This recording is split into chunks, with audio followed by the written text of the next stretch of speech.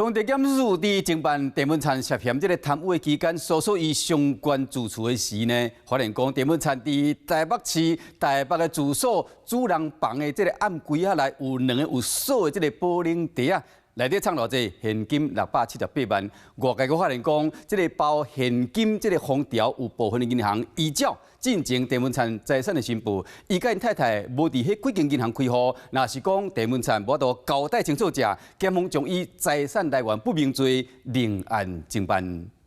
做一个市长，应该是无分蓝绿、无分颜色。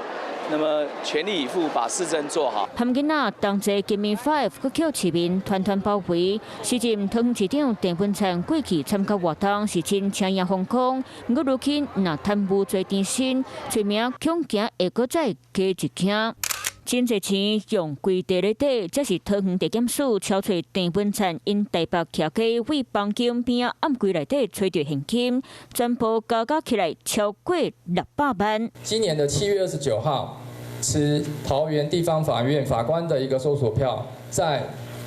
郑姓被告的台北市的某居所扣得不明的大额的资金，额度达到678万5千元。 外界发现，这现金包装袋顶这钱封条有印永丰银行、台湾银行、还有成功银行的字。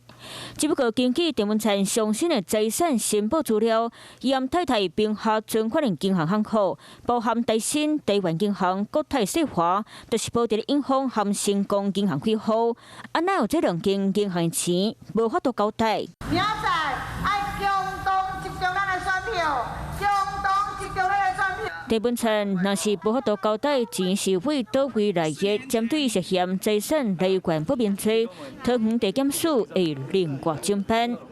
Hello， 我是蒋欣梅。想要抢先掌握最及时的新闻资讯吗？赶快订阅、按赞、开启小铃铛，锁定华视新闻 YouTube 频道。